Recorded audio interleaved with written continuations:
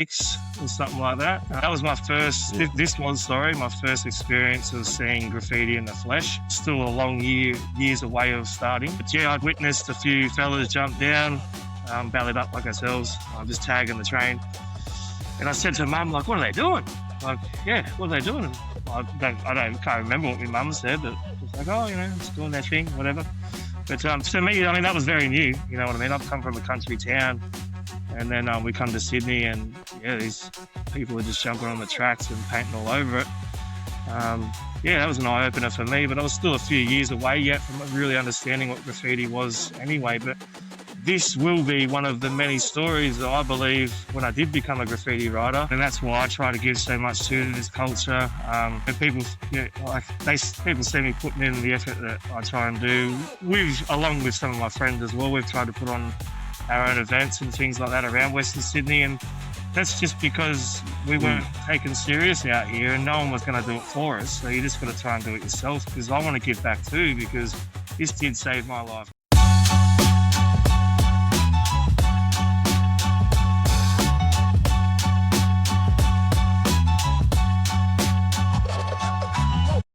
But as soon as I crack this beverage, we're on, baby.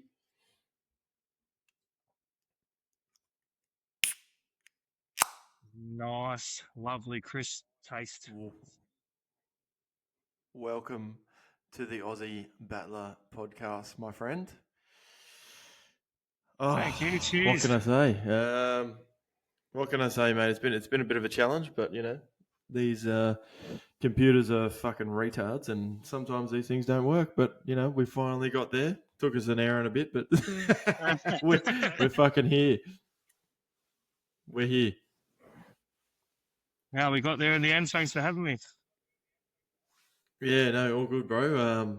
I have I'd say one of my favourite writers at the moment. I only got onto him about in the last 5 years, probably during COVID. I've noticed his stuff, but we have Mr. EMOR Wanski on the channel. Let's go, baby. Thanks for having me, guys. That's me. Don't wear my name out. Yeah, bro. I'm super happy to have you on, man. It's been I'm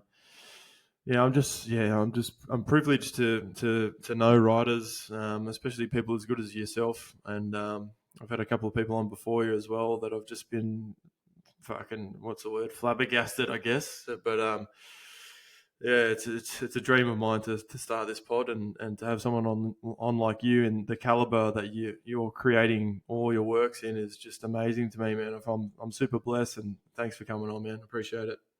Well, thanks. Thanks for your kind words, and yeah, man, I'm glad that you're going well with it, and the opportunity that you have to meet some of these guys and have a good chat with them must be unreal. So yeah, good stuff, man. I look forward to seeing the future projects that you have.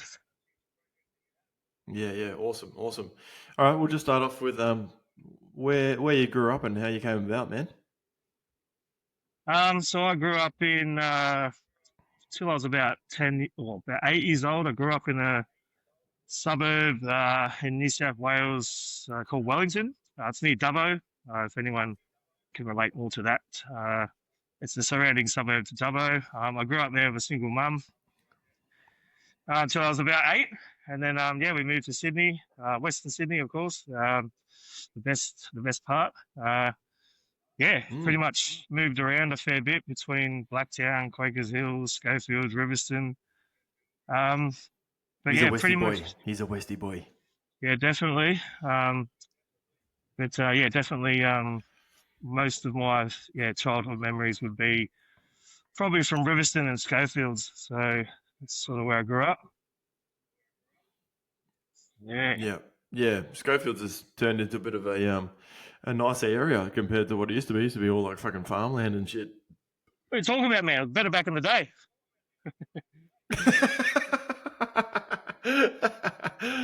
I hear what you're saying. It's changed a lot, bro. It's like it has changed massively. A lot of the houses I grew up in were smashed down, and they've just built new ones now. But yeah, it's definitely a growing suburb. It's very nice to to drive through there now. Yeah, like you said, man, when I was younger, yeah, it was all farming. Me and my friends used to, build cubby houses and ride bikes and all that sort of stuff through the bush. There's barely no bush left now. It's just all houses, but that's just how it goes. Times change. Yeah, yeah, it's interesting because a lot of people I've had on the pod before, like they've all grown up in like just like commission areas and stuff like that, and and now they're turning into fucking $1 million areas, which Yeah, is yeah. fucking it's pretty fucking wild to see, right? But have you got any childhood stories from maybe even in Dubbo or even moving into more of the Sydney scene, like when you're like, even if you're it's just as far back as you can remember being a toddler, maybe with your Yeah. family or whatever. Any Yeah, cool stories? mate. I've got a pretty good memory when it comes to a lot of childhood things. I don't know if it's because I wouldn't say traumatic events, but there's been some massive parts in my earlier life that I suppose helps keep them memories there. Um, a lot of them was just survival mode with my mum, best mum you can have. Um, some of the memories I Yeah. have, um, not trying to relate them to graffiti, but as far back as I was probably 4 or 5. We lived in housing commission, and we'd come up to Sydney to see friends, and we'd get on the XPT from Wello and come up to Hey. Sydney, yeah, and yeah, I never knew it at the time. I was fucking 4 or 5 years old, but yeah, mum used to take a shortcut through the yard there, the coal trains and that, to get up to the XPT because we had to be on the train at 5 o'clock in the morning. So for me, man, that was exciting. A young kid. I thought this is back to front. I used to go to bed at night time, but I'm waking up at night time. What the hell? This is mad. I used to love getting up that early, and yeah, like that was probably my first experience, man, going through the yard. I was 5 years old with me mum, just trying to take a shortcut. But yeah, and the best mum there is out there. None of this. Oh, she shouldn't have done that. What a bad mum. Nah, she was a great mum. She didn't put me in danger. We knew what we were doing. Yeah, got through there, Yeah. shortcut. That brings me to another one. Actually, when we came to Sydney, I think I was a bit older. I think we just moved to Sydney, so it would have been about 8 or 9 years old, and we didn't have a car yet. We used to rely on public transport, and we're at St Mary's station out of all of them. And yeah, I would have been about 8 years old, like I said. And so we're probably talking 90, probably 95, 96 or something like that. That was my first, Yeah. this was, sorry, my first experience of seeing graffiti in the flesh. Still a long years away of starting. But yeah, I'd witnessed a few fellas jump down, bellied up like ourselves, just tagging the train. And I said to mum, like, what are they doing? Like, yeah, what are they doing? And can't remember what my mum said, but just like, oh, it's doing their thing, whatever. But to me, I mean, that was very new. You know what I mean? I've come from a country town, and then we come to Sydney, and yeah, these people are just jumping on the tracks and painting all over it. Yeah, that was an eye opener for me, but I was still a few years away yet from really understanding what graffiti was anyway. But this will be one of the many stories that I believe when I did become a graffiti writer. There was so many parts of my life as a childhood that they just kept seeping in. Like my mum worked at a spray paint factory, so she was bringing home spray paint. So I'm climbing No up on the way. roof. Yeah, I was climbing up on the roof, man, of the sheds of this house we rented. I'm painting all the top of the roof, thinking, no, I'll never get caught. And yeah, no, the owner found out, and yeah, got in a bit of trouble. Had to scrub it off. Yeah. Yeah, that's Yeah. it's being a fucking single mum, bro. I don't know how any parent can be a single parent, bro. That's fucking rough, man. Like you're trying to work a full-time job and you have a kid. Like where do you even so you must have had a bit of support from fellow family members or something like that, maybe like some grandmas or grandpas or Yeah, well, something like that's the that, because reason. you can't do it on your own, man. You can't do it on your own. Yeah, yeah. It's impossible. No, that's the reason why we originally moved. I believe I was born here in Sydney, but then we moved. So my father was never in the picture. I'm 38 years old now, and I recently just Oh, same Met as him. me. Yeah. Yeah, sweet. Yeah, I recently just Yeah. met him for the first time, probably 6 or 7 weeks ago. He was Oh, terminal. what? Yeah, yeah, pretty big blowout. But he was Wow. he was terminal, so he has now since passed 2 weeks ago. But look, I got to have a day Oh, with sorry, him. man. No, thank you, but this is something we can talk about later on. I won't hold us up here too much, but I mean, I got a good day with Yeah. him. He was sick, but the day I got him, he had high levels of energy. We went out for lunch. I got to talk to him. I got to ask some questions, and that's all I wanted. So Wow. I'm grateful I got that. But yeah, he was not in the picture for whatever reason. My mum did Mm. move us down to Wellington to be closer to my Oma and Opa. So yeah, that was our support unit for a while until we were about 8 years. Yeah, until I was about 8 years old, my mum realised that yeah, trying to find work for herself, and then a young child growing up there, there's not a lot going on there. I don't know how much better I turned out up here, but down there, there's really not that much. You know, a lot of the kids are just getting into feeding cars and whatever you do in country towns. Yeah. Like I said, I didn't get into too much better up here, but I certainly navigated it into a better channel probably than what I would have stayed like Yeah. on down there. Um, Yeah. I think when you have kids yourself, you're just just a fucking young bloke or whatever, or even into your older years. No one really fucking knows what's going to happen when you have a kid. You don't know what the fuck you're doing. You're fucking changing nappies and all the bullshit, and you're just winging it, bro. So it's like I understand how some parents, some older people just go, you know what, I can't deal with this anymore. You know, I'm out. So maybe that's something that your dad kind of had as well. Maybe he was going through some shit too. He might have had some some mental problems at the time or something, but like that. But I fully understand how some parents can just give up, and they just it's unfortunate, but having kids yourself, you probably understand how fucking hard it is, bro. Like it's not Definitely. easy, man. If you're gonna have kids, bro, just understand your life is gonna fucking flip on its ass, and it kind of it whips your ass into gear, kind of thing. But some people can't handle that, and that's understandable. And obviously, you've gone through some things with your father. But I don't know if that's something you've thought about with your dad or whatever. But it's good that he kind of reached out to you. I guess I don't know if he reached out to you, but in his last days or whatever, that's fucking pretty cool, man. You got to actually meet your dad when Yeah. you didn't think he was in the picture, man. So that's pretty cool. Like, A yeah, quick note. what do you think about that, man? A quick note on that. So how it came about comes back to that memory I have again. I had very fond memories of his parents' house and my grandparents. They live in Grosvale, which I'm in the Hawkesbury now, so that's really only 20 minutes for me on the other side of the river. These days, I try Wow. to go. I like to go kayaking and check out some cool shit like waterfalls and stuff. Yeah, So bro, I've seen your yeah, videos. yeah. You're a I live lover in a of great. nature, bro. You're a lover of Oh, nature. I love it, and I live in a good area for it.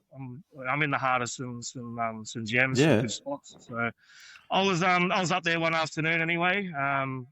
My kids were in school. I didn't have work on. I'm a busy person, but when I don't have time, I like to go out and try and get into nature. I went out for a kayak that day, and driving home, I recognised the mailbox.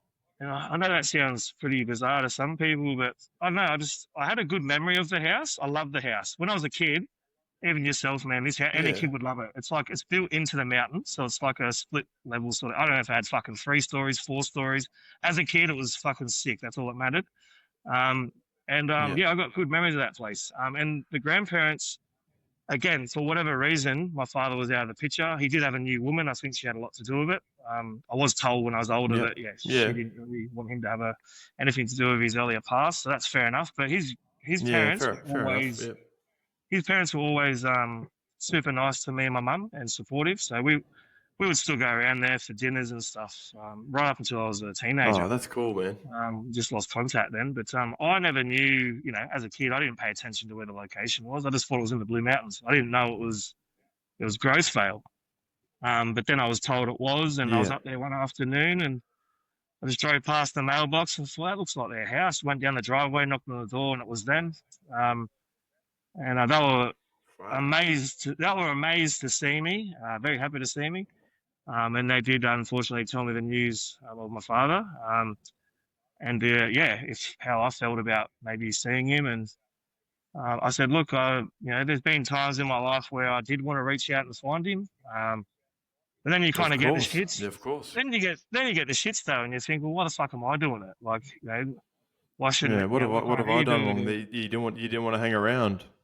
Yeah, like why am I trying to find him? Maybe he doesn't want to be found. Maybe I'm going to fuck up shit with his new family. I don't know. So I just give up again and get on with life. Because at the end of the day, I've done quite well with my mum. I wouldn't change it any other way anyway. I Yeah, just get on it's with things. beautiful. But but when it came down to the crunch here, I am human. I do have a heart. For whatever reason, again, it didn't matter. All aside, he was dying. He had prostate cancer. So I went and met him, and it was remarkable what I learned. I didn't know the amount of things the similarities that we have. Yeah, yeah, for I like sure. to play a little bit of drums, and turns out he's in a band and plays in drums. He was a cartoonist for a newspaper. That's fucking crazy, bro. He liked drawing as well. He won all these awards for weightlifting. He was a bodybuilder. That's the one thing that me and him. I'm not. I don't go to gyms and shit. Maybe I should, but I'll blame it on him. Yeah, that was one thing we didn't have in common, but the rest was all sort of matching up. As I learned as well at his funeral from a lot of his close friends, they sort of told me a bit in depth about him, and I do feel like I'm very similar to that, just in the respects of.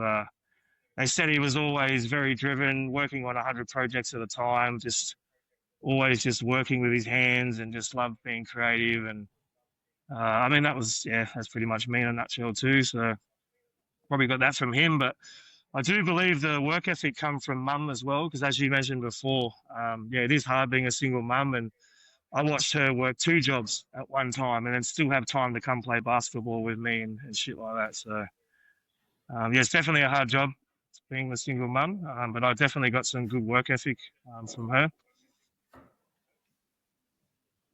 Yeah, yeah, it's very interesting how just genetics in general, and like you're saying, you've never met you haven't met the bloke pretty much, and then all of a sudden you meet him, and he's got the exact same kind of interests, like playing the drums, music, being Yeah, artistic.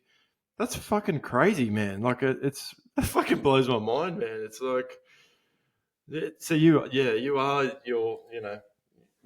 the son of your father. Like it's just, yeah, that's fucking, it's weird, man. It must have been pretty crazy for you, right? Like just noticing all that stuff, and then even listening to yeah. stories from your dad's friends and stuff. You'd have been like, fucking hell, that's fucking wild. I felt very out of place, obviously, at first, walking up to the funeral. I was very welcomed by a lot of Yeah, of course. people, but there was also a lot of people that I was kind of kept a secret. So look, there was a lot of people that didn't really know about me. So on the day, people are pointing. I was a bit of a skeptic, a bit of a spectacle. People are pointing at me. Oh, that's him. So yeah, I just ran with it. Here I am. I'm the grown-up seaman. Here I am, and So A fine most people specimen were. you are, brother. A fine specimen. Oh, look, most people were pretty welcoming. Most people were like, "Wow, you look just like him," and very welcoming. But Oh, wow. there's a Okay. few. Yeah, There's a yeah. few. Yeah, I won't go into detail, but there's a few people there that were. A few side eyes. But understandably, they were just a bit shocked. They didn't know about me and things like that. But anyway, yeah, as you Yeah, said, but that's what it is, it mate. is very, That's it's what happens very, in life. yeah, it's very crazy. But like you said, just the similarities, just running side by side, just not knowing each other. Yeah. Yeah. All right. Well, let's go into we'll Let's move get to the into good like shit. your were you into sports? Yeah. Well, I want to get into not too much personal shit. That was pretty personal. But I appreciate you for opening up about that, man. But yeah, what when you were like a teenager and stuff, what kind of sports and like hobbies and stuff were you into before you got into graph? I would say I was pretty into sport. I just wasn't into This wasn't really into mainstream stuff. I don't know. It's been like that for everything for me. Well, that's kind of why I ended up a graffiti writer. It was underground. Same as the music I listened to. It was always underground. And very much so with sport too. I wouldn't say. I mean, I was an active kid, so I loved playing sport, but I kind of got the shits when the other people take it too far and they get too serious and they start putting shit on other people. Like, oh yeah, I don't know. It's just a game, man. Like, so I never had that competitive. Yeah. I never had that competitive drive with sport. But I'd still get amongst it and play for it with school and stuff. But I mean, all we did at school was just soccer and football, man. Yeah, because you had to. Yeah.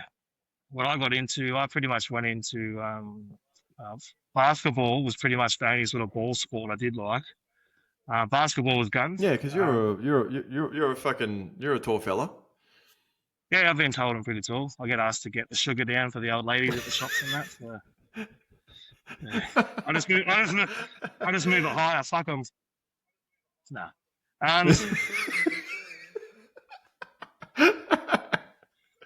The thing is, I'm certainly not like that. The other thing, I'll literally get the sugar down, and then I'll start having a chat with them about how sugar was made, and they'll invite me over for tea. Yeah, pretty bad with talking. What was the question? Sorry, bro. I'm just gonna have to. No. I'm just gonna have to pause this, bro. I think my kids have just woken up. One sec. Let me just put them back to bed. One sec. All right. So yeah, you weren't too much into sports and stuff. So you're more into, I guess you could say, the artistic side of things, or? I was into sports. I just didn't feel like I was into like just the generic ball sports that you just get growing up with at school. You know, like I did taekwondo for a number of years. I kept it very secret. I don't know why. I just didn't really care to share. But I quite liked it. Believe it or not, I do try to be. I do try to be. Say this, like I do think I'm approachable. I do try to be friendly. But when I was younger, I had a lot of I did have a lot of anger issues growing up as a child, and it really did teach me.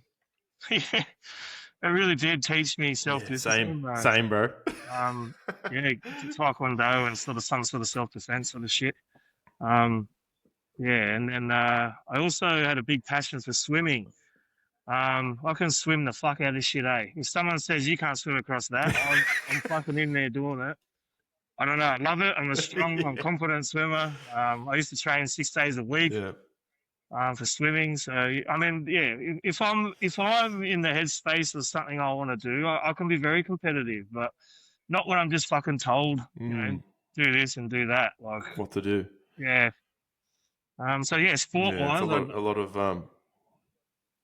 of yeah, I guess a lot of the graffiti community have been told, "Oh, you can't do this," and then you just fucking run the shit out of what people are telling you not to do. You know what I mean? It's in all of us, right? Man. That's why we're in the scene.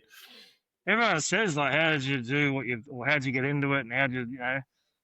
I don't know. The thing is, like you said, man. There's a lot of us. There's something just burning inside of us that we like-minded cunts just get it.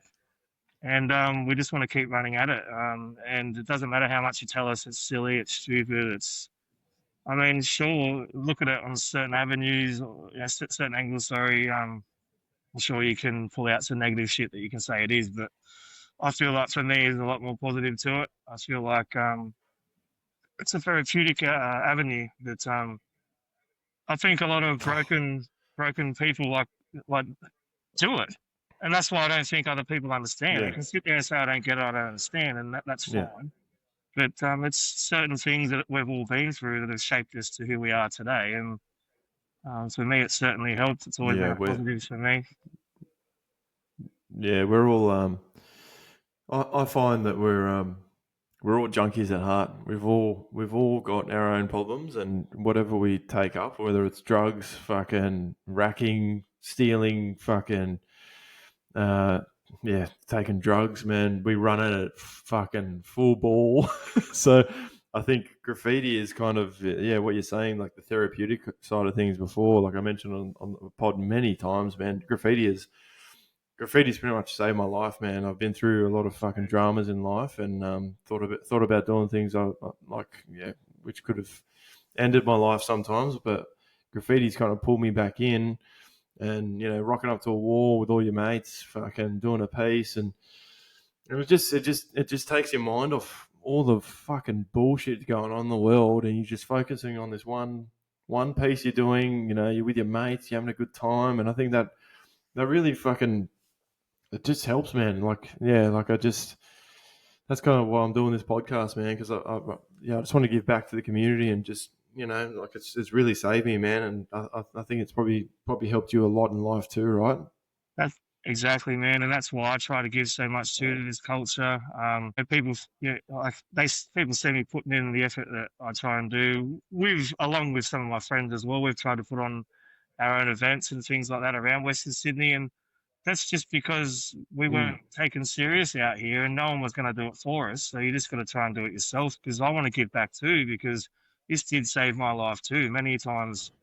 Coming from that, single mother life as well, having some boyfriends along the way that weren't always treating her or myself right. It was, it was my escape to get out of the house and escape that It's an drama. outlet. And yeah, you can call, I've been called an avoidant a lot in my life, but I believe I do it for the best reason. There's a reason behind it. Like I can be, again, I try to be very polite. I want to treat people how I want to be treated. But when it doesn't go that way, I'm just short fused, and I've just seen a lot of people be mean over the years, I guess, to other people. So it's a big triggering point for me when I see that. But graffiti sort of just it levels out all that.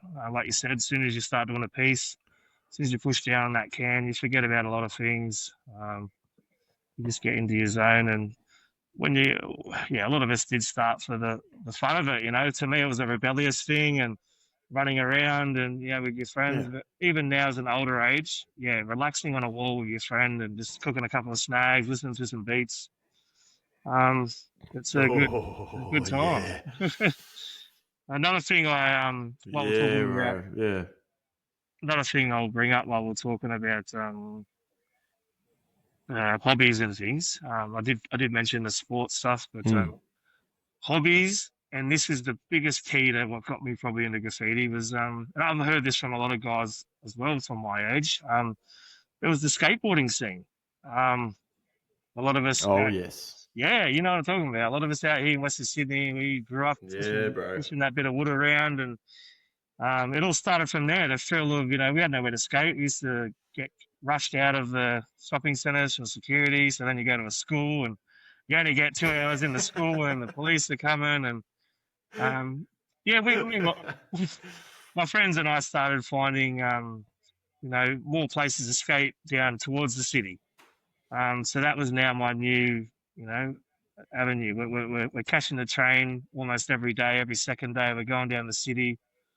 I'm talking 2002. I think I was in year 10, and as soon as I finished year 10, we were just going down every day, me and my friend, going down to search for skate spots and things.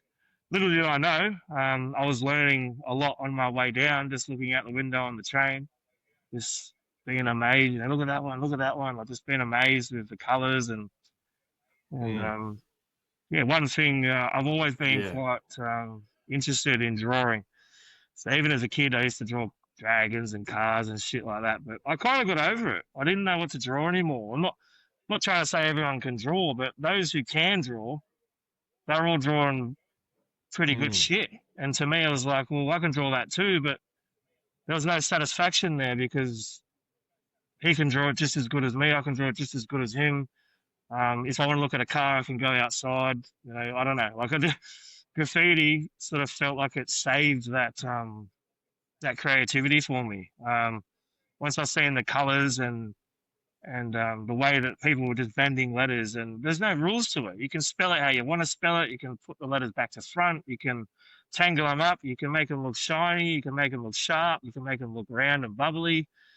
I was just blown away by like a new focus. That's what happened. I got a new focus. And then still with the skateboarding, I started redrawing a lot of skateboard logos and things like that. So that's kind of where it sort of started, I guess. Tagging. doing your throw-ups, and then just redrawing skate logos and drawing pictures on friends' skateboards and shit like that. That's sort of where it All sort right, of let's began. go into who was the first person that got you into graph? Like, obviously, a lot of people I speak to, like, you always see graffiti around, but it never like really fucking like clicks into your brain. Like now, like all of a sudden, you just see a piece and you're like, oh, that's fucking sick. How do they do that? Like, that's what got Yeah. me into graffiti. So it's a weird thing where you just see it everywhere, and then all of a sudden one day it just goes bang. You just start seeing it more, and then you start noting, like, and then obviously you'll hang around people at the skate park and stuff like that. Was there any people that kind of like dragged you in? How'd you first get into doing tags? Were you more of a tagger, or did you get into the piecing side, characters, or whatever? What was your first experience of picking up a tin or a texter? Um, okay, so for me, as I mentioned before, I grew up in Riverson. There is some older graph heads that grew up here. Those who know the legends, the famous ones. They were here, but I feel like for my time, they were a few years older than me. I knew they existed, but I never seemed to catch them or could find them or whatever. For my sort of age group, I was the only one in my school doing it. I got my friend into it, so I had someone to do it with. So it was me and my friend that were going skateboarding in the city. We were pretty much the only two that were sort of doing it in my area. But I did know, like I said, I did know there was some older guys that were pretty good that were getting into it. And then eventually, so one of my friends from the swimming club, um, his uh, his stepbrother was what he used to write Rain, I think. Uh, Yeah. yeah, Rain, and then he had a few friends anyway. Paul, Pore, Paul. Yeah, a few of these guys anyway. I'd go around to his place, after swimming training or whatever, and I had my suspicions that these were the guys. You'd see them, they'd all be hanging out at my mate's place, all playing Sony, and they're putting hoses in Coke bottles, and me and my mate are like, "What the fuck are they doing that for?" Um, The old orchie bottle. yeah, so things I didn't know yet, but it turns out it ended up being a couple of those fellas. But look, when you're first starting out, I get it, but yeah, like they were just like they just looked at me like, whatever, you're just another toy or whatever. So Another toy. yeah, and then my first sort of incident with another graffiti writer. I don't even know what the problem was, to be honest. But yeah, it was a bit of an argumentative situation that got out of hand. And I mean, I was only like 15, 16. And this guy was like, 25 or something. And um, yeah, try to, Fighting over a fucking 15-year-old and he's fucking. yeah, Yeah, that happened a lot back in the day, bro. so no one really got me into it. I feel like I got myself into it, and for fuck knows what reason, because it wasn't fun. No one liked you. Everyone just called you a shit Yeah, cunt, even if it was from the people that you're trying to paint with, and the general public are yeah, also yeah. against you as well. So when you start back in those days, like 25 years ago or whatever, it's kind of I don't know. It was tough. It's tough. It's certainly different. It's what it is now, but I love that side too. I'm glad I scraped into that, into that scene too, Mm. because I still got the taste of, what it was like to, take wind up, snap photos of Kodak and take them into the local chemist and Oh pay yeah, the $9, nine disposable ninety cameras. five. Yeah, wait a week, get your photos. Then you get your photos back and you're like, ah, Yeah, fuck, that's too much to the left. I didn't center yeah, it. yeah. Or you try There's no piece in there. It's just a blank photo. or your thumbs over it. Yeah, good times. And Yeah. you couldn't look up you couldn't look up a spot on Google Earth or shit like that. You had to draw a map for your friend to go find it, and yeah, good times. Um, Yeah. yeah, certainly different Yeah, certainly yeah, it's times. funny. Yeah, yeah, a lot of people have got the same kind of story, bro. Yeah, it's funny because you look at people now. I had Sorrow on the podcast. He's a young fella from Sydney, and I was just really interested in knowing like how it is as being a young fella growing up in the graffiti scene in the current day, and it's just unbelievable how and obviously it's a testament to him, like how quick he became so good. But back in the day, man, you would not get any help from anybody. Like you might have one or two blokes that would give you help, but the rest of them will just roll you for your paint. You know what I mean? It was so fucking hard, bro. Yeah, it was. Uh, Yeah, but so but yeah, for me, I didn't really have anyone that got me into it. If anything, I got a friend into it, but he didn't last long. He was just, he was a good friend of mine, but he was certainly just doing it because I did it, type of thing. It wasn't, going along for the ride. yeah, going on for the ride, but it was good. We were young. It helped me too. I had a friend, partner in crime, that wasn't trying to take my paint and punch me in the face. Um, but I would say for me, I'd say for me, uh, the first person, and I believe this person, I believe, was in the same boat. I'm talking about Drew. So Drew, my a very good mate of mine, been friends from right at the start. Um, Hence why I'm telling this story. He probably was. He grew up in McGrath's Hill, which is just a couple of suburbs over from where I was. There was nowhere to paint, barely, sorry, I should say. So the one spot that we would go to, I'd see him and be like, who's this cat? I wonder who this is. And then he'd be thinking the same thing. He'd see my stuff and be like, who's this? And then eventually, we both had the same thing. He had a couple of friends that were into it, but not as into it as him, and I was the same.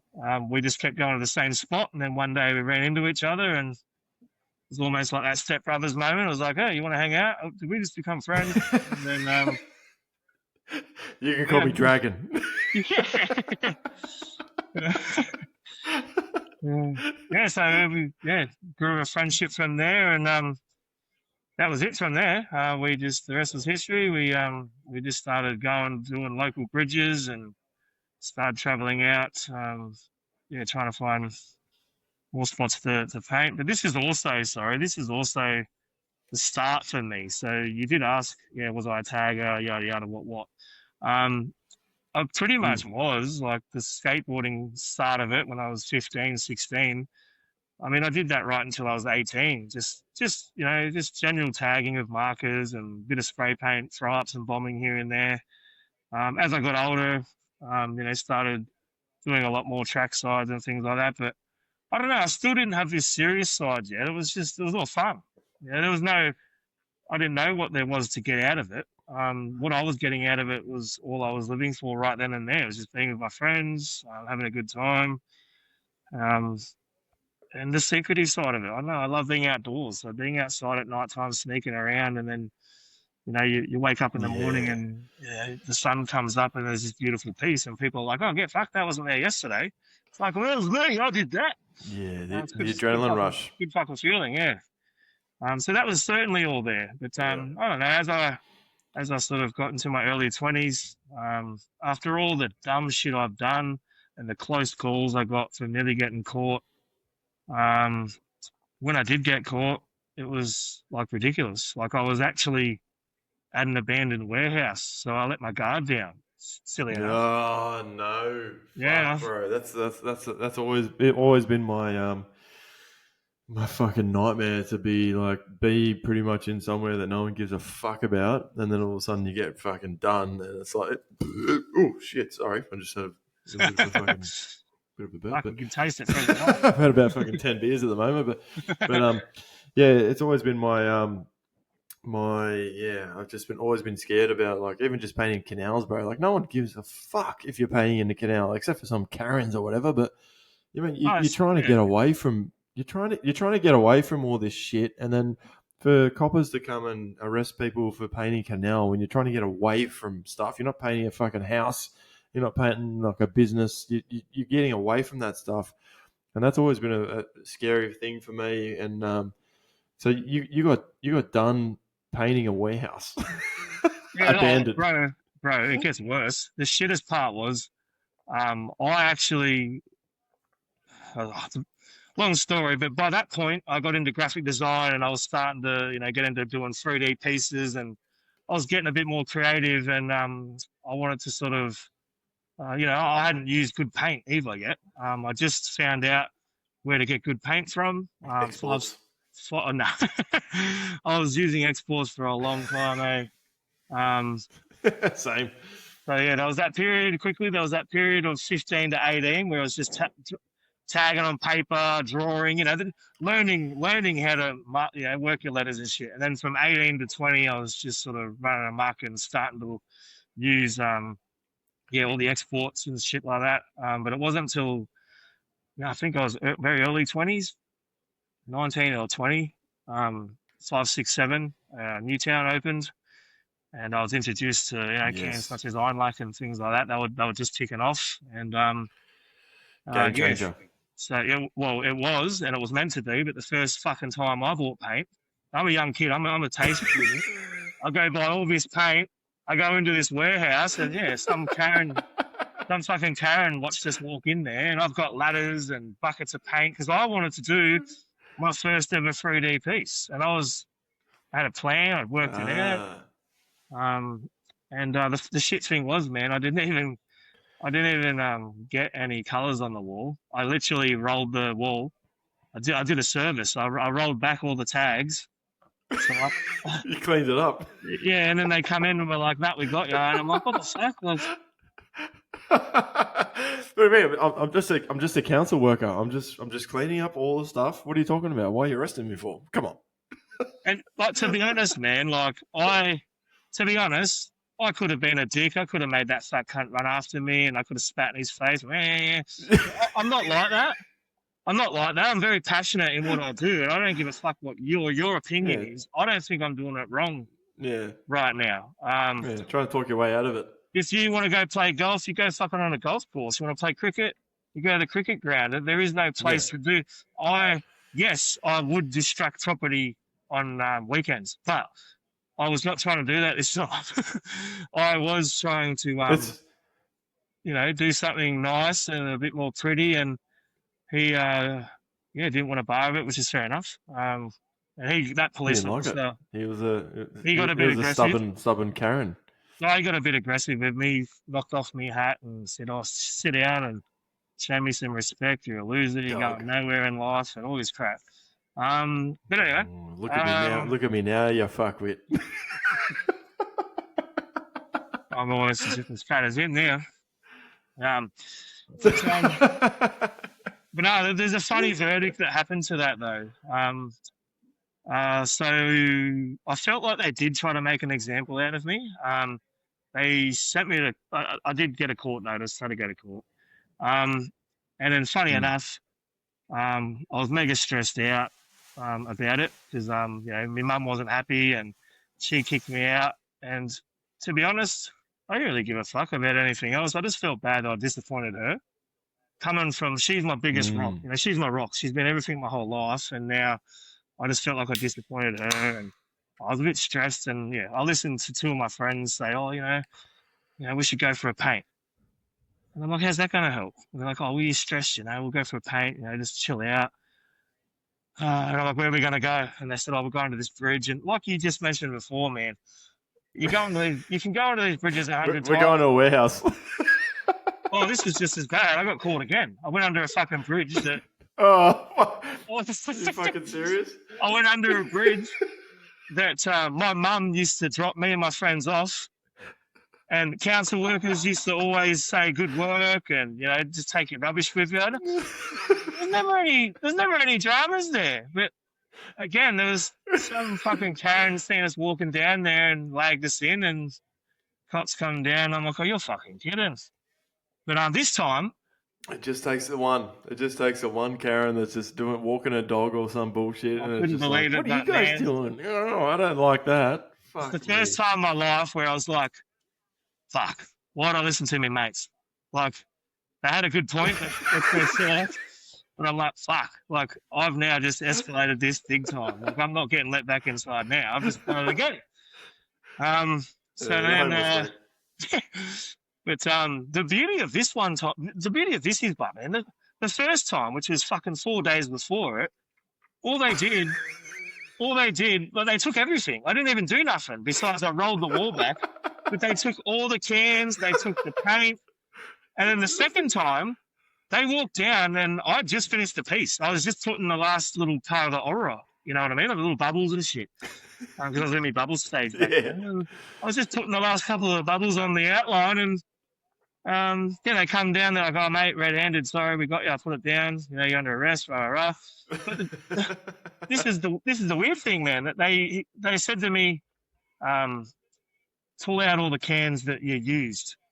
Because we don't know. We can't take all the paint. Yeah.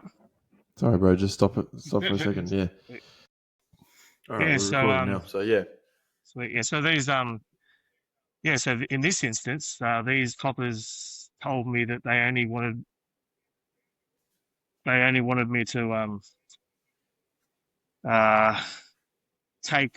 wanted me to pull out the paint that I'd used because they told me they could only take what I did. And I was like, what about last week? He's fucking took everything and I didn't even use it. And anyway, they so fuck, I'm not a dumb cunt. I didn't give him. I just pulled out all the cans that were dead, that were empty, and I said, "Yeah, these are the ones I used." Yeah, good idea, bro. So I mean, I wouldn't say happy days, but it was as good as it got. I got to leave with some paint at least, because I knew I was coming back. But long story short, man, they didn't like when the court happened. They didn't like the fact that I committed an offence twice in a week. That told them that I didn't learn. Doesn't look good, bro. No, it doesn't look good.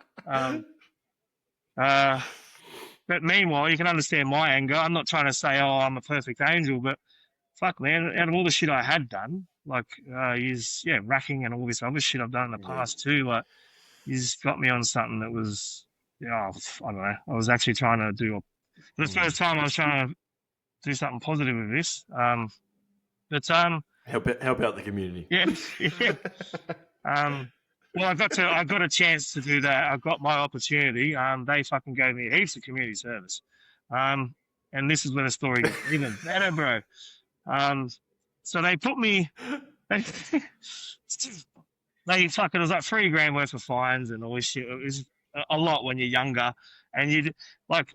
I don't know, man. I don't know if they made an example, but I had mates that were getting caught with $200,000 worth of damage on telegraph poles in our local community, and they were getting panels and all the rest of it, and you're getting done in a fucking warehouse or whatever.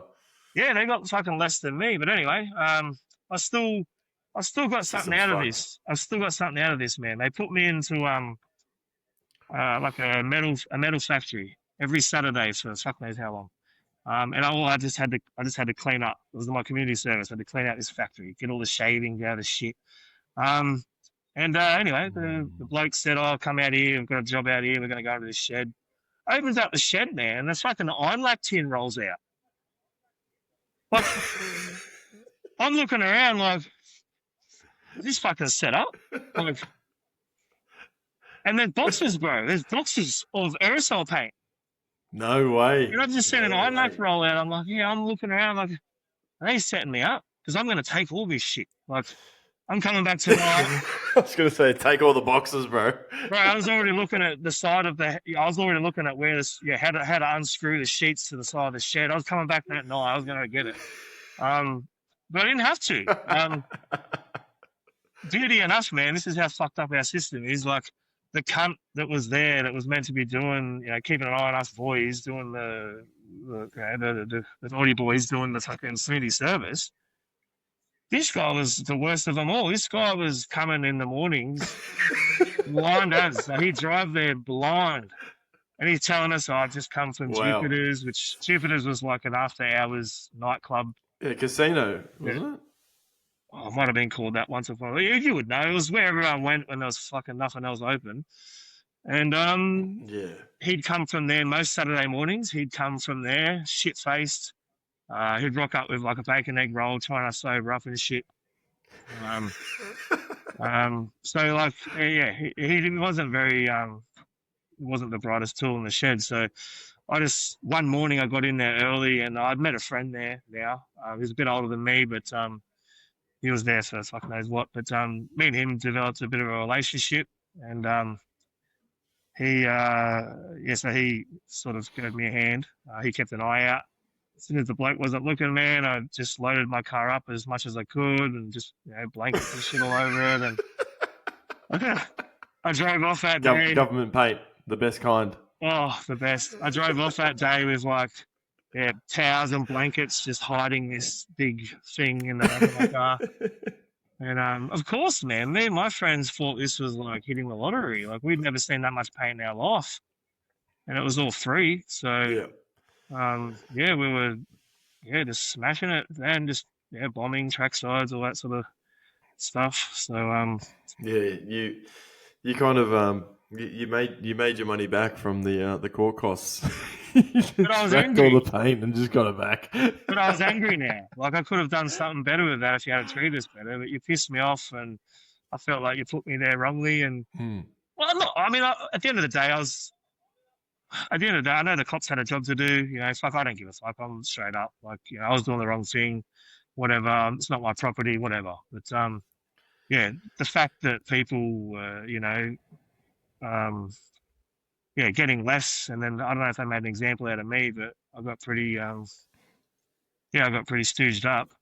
But I made the most of the situation and got some free paint out of it, and it's another memory, another thing that's made me who I am today. Yeah, nice. I'll just stop this here for a sec. Let's get into your favourite riders and crews and stuff from back in your area, because what I've noticed is, from even when I was younger and stuff, the West had more of like a wild style kind of influence, whereas the inner West, the mainline kind of thing, was all public style. Yeah, I've noticed that. Yeah. Was there certain riders that influenced you? Who were your favourite riders growing up? So I'll say locally and internationally, because border back. I'll say like local. I'll say the local riders. But I think there was definitely a part of, even though I grew up in that age group where we didn't have access to internet in our pocket. As I was just fizzling out of my last days of school, our school did get 2 computers with the internet, and we're still talking dial-up and shit, so it was fucked. But our teacher wanted us to go on Google and look at something that we liked. So then I typed in graffiti and come up 56K modem. Hey, yeah. So the one where you had to wait for your piece to load up, it's like bim, bim, bim. And you're like, oh yeah, it's looking good. Yeah, all the porn and shit as well. The little images, you have to wait for it to go boop boop boop boop boop boop boop. Not saying that I looked at it, but I'm just saying what I heard. But I'd look at it on school time. But, so that, I think that's where a little bit of the wild style came from. I don't even know. I can't even tell you exactly who I was looking at, because it was that long ago and I was young. But that's when I realised there was such thing as style. Anyway, going on the website Art Crimes was the first thing I ever went onto when I got the internet at school. Oh, forgot about that. Yeah, you do. I do every now and again, and you go back on there. But that was, like I said, that was the old. You had to click on it, and then it would take ages to load up. But everyone that loaded up was just new for me. Like whoa, what the hell is that? Like, this one's all sharp and tangly, and a lot of them were like, they're all New York. A lot of them were New York riders that I was looking at. So I definitely got a taste from that. That was out there. But yeah, getting back to where I got into it back home in Australia.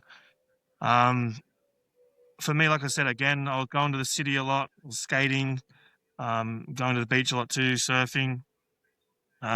So by doing that, by going skating and also in the city, and also going to to the beaches and that northern beaches, I was influenced and seeing a lot at that time. Nerve, Mystery, Fid, Spice. Sways, like all these people sort of had a somewhat of an influence on me, and along with all the rest, there's the KGB and all the public styles. You're right, there was all that. But for me at the very start, whatever I was seeing get done around Sydney, it was fucking clean.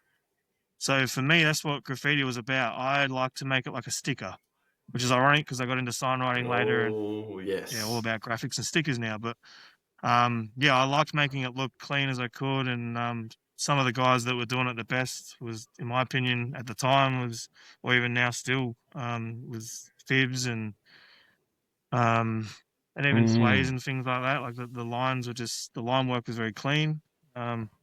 Sways in particular had that flair and the flicky bits and the wild styles. So, and he was somewhat painted in areas out my way a bit.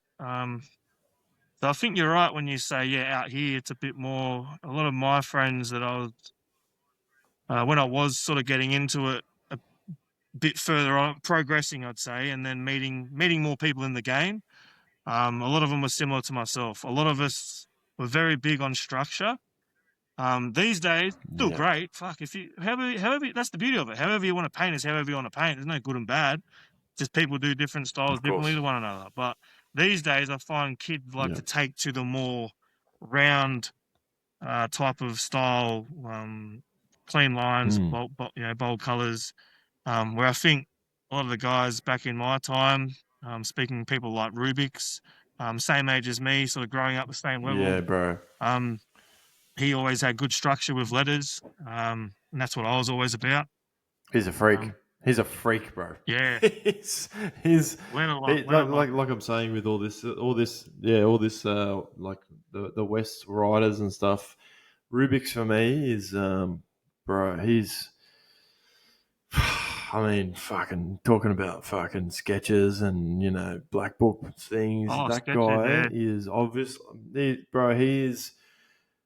It's unbelievable what that guy can do, bro. Like, he blessed me with a little black book of mine as well, bro. And I just looked at it and I was like, "You're fucking kidding me! How the fuck did like I've used texters before, but this guy has like some weird knowledge that he's not passed on to anyone else because I can't fucking do it.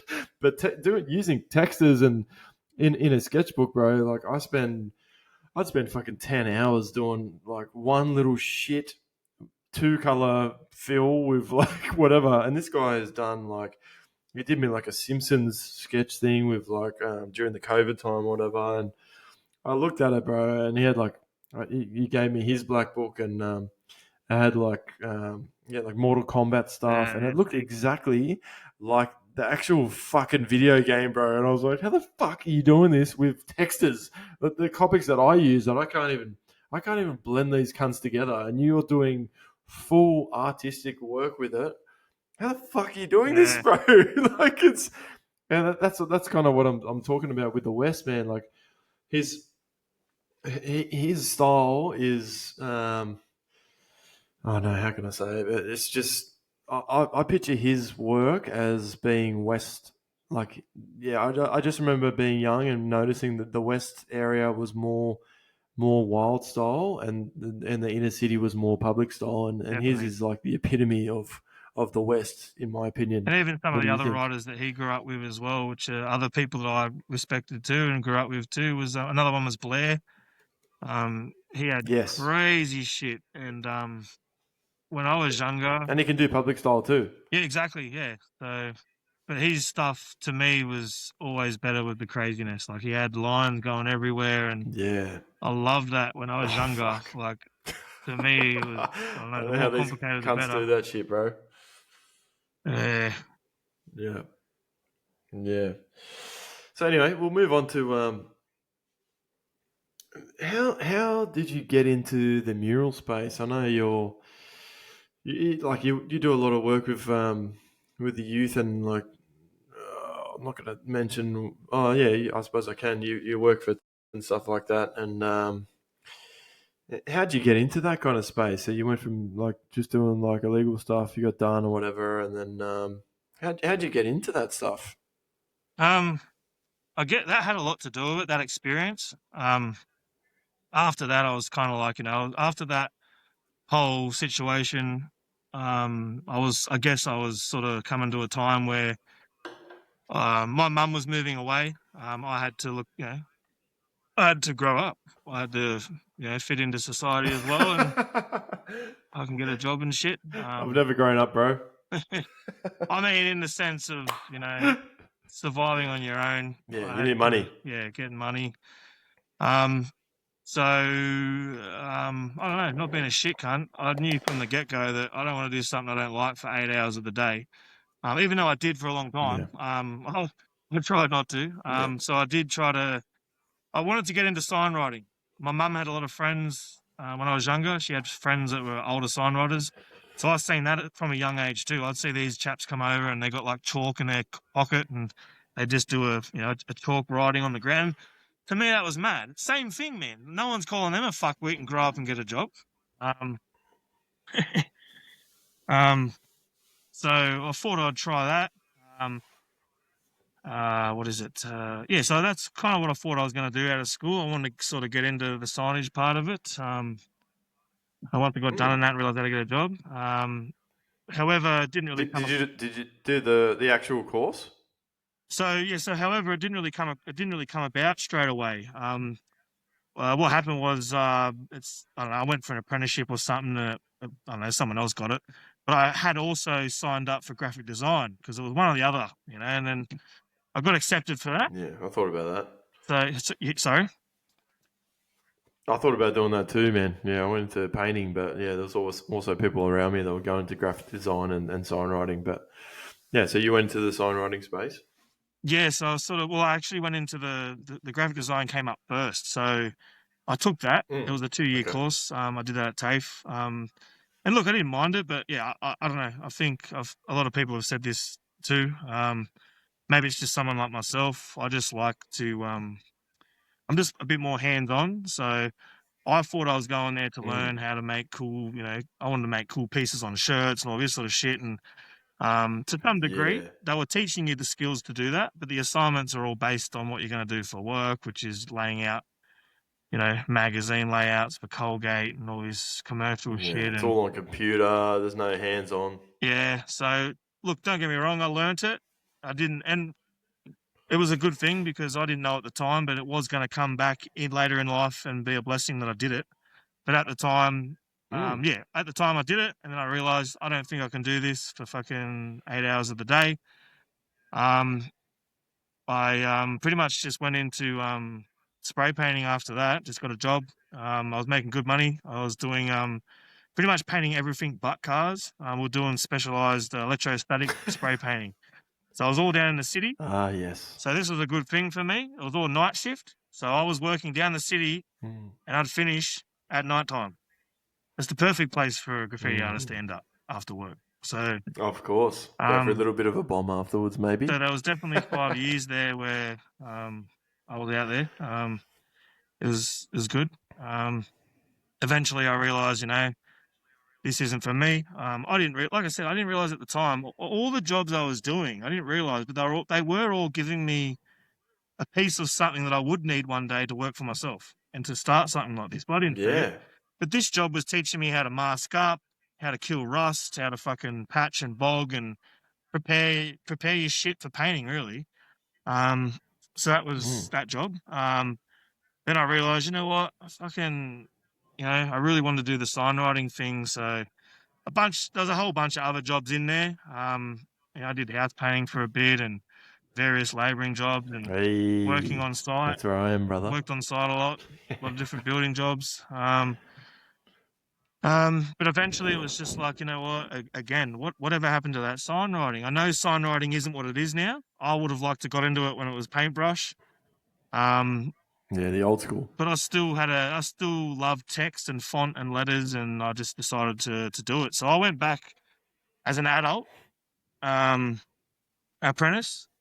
So it was a little bit harder for me to do when I've just come from earning like good money from doing night shift and that for 6 years, spraying and then doing that. But by that point, I was doing other things. I was making a few shirts here and there. I was doing a little bit of tattooing as well here and there. So I had ways, Oh, and I'd do a canvas here and there for people. I had ways to sort of look after myself and hustle if I had to. So I got by. And then I enjoyed doing sign writing for a number of years, while I just sort of practiced graffiti in the background quietly. Again, not really expecting it to ever go anywhere. I never needed it to go anywhere. I was happy where it was. It was my outlet. It was that therapeutic thing that we spoke of before. I certainly didn't want to make any money off it. When I was younger, being around the adults when they're having parties and they're all getting boozed up, and I was always there. I was a quiet kid. I was always there just drawing. Always had a fucking paper and pencil. And they'd always come over, half pissed and shit. Oh, you're going to be an artist when you get older. And I used to look at them and think, how the fuck do you become an artist? No one wants, you pretty much got to be a tattoo artist or I don't know. I just didn't know. I was like, which didn't bother me. I yeah, like the idea of tattoo art as well, but I didn't know. Once I got into that side of it too, I realised that um, there was a part of me that was really going towards tattooing at one stage. I really liked it, but then there was just something there that I didn't feel like it was as strong as painting. There wasn't no passion. It yeah. wasn't as strong as painting, and I was getting to the point You didn't where I fit don't know. in. I was starting to experience a bit of anxiety from always having to please people. It's going on their skin forever, and I don't know. It got to a Mm. point where it's like I can only do one or the other. I can either be a painter or I can't do two creative things full time. Um, and I'd much prefer to do painting. Again, still not knowing if it was going to go anywhere. I just knew that that's what I love to do, so I just kept doing that. Um, till eventually, fast forward a few years, we get to the COVID time. So I was pretty much getting Oh, to the end of yes. my uh, work, I guess, working trade. I stayed friends with one of my old Mm. TAFE teachers. She was after someone to take over part time. Um, she knew I'd be a good candidate for this because I did always show an interest and always like helping people and very enthusiastic with the industry itself. And it goes hand in hand, I feel, with graffiti too. I know a lot of graph heads that have fucking become signies. Um, so yeah, I decided to take it on. I think I declined it at first, only because I was actually going through a separation at the time. I have 3 young kids. I have a 10-year-old now, and I have twins that have just turned 7. But at the time, they were quite young. They were Mm. probably like 5 and 3. And A lot going on. yeah, there was. And I was, I didn't want to disrupt them too much. So you go back to your job, and this is a good opportunity. So I jumped on it to do it.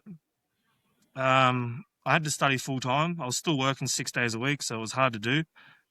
So I've just quit my job totally at Christmas time. Gave myself till I think over Christmas till February to try and get the training done to become a teacher for the sign industry. Um, by the time I did, it was a little bit later than February, but I did get it. And by the time I got it, COVID kicked in, and I didn't. The campuses all closed down, so I didn't have a job to go to. Um, and then Yeah. that's where I kind of just, people were always asking me to do stuff for them, but I'd try and do things if I was interested in doing it. But a lot of the time, I don't know, people, I'd rather just spend my time doing what I want to do. Um, Yeah. most people have these ideas, and I don't know, it doesn't turn into art anymore. So obviously, if you're getting paid, fair enough. But Yeah. I don't know. I used to sort of take on bits and pieces that I liked, but I didn't really try to rely on it too much. I had a job for that. But then this is the first time I found myself, without work. So I just threw it out there, does anyone want any spaces painted or canvas or whatever? And um, sort of just Yeah. accidentally, I think once, like I said, a lot of people were asking me, but I was always sort of like, oh, just taking on what I could. Now it was like I had all the time in the world, even though we weren't allowed to, technically leave our house and shit. Uh, yeah, Yeah. I found myself sort of busier than ever. So I was taking on a lot of things and, yeah, just taking on whatever I could really. And then, things calmed down and TAFE started up, and yeah, it was good. I was back in TAFE now, just doing 2 days a week. So I'm still teaching now currently. Still enjoying it. But this has allowed me to also have, you know, a bit more sort of freed up time now to work on my own work. Mm. Yeah, so I guess to answer your question, I accidentally, I would say, fell into the mural sort of world. I wasn't expecting to ever make money off it.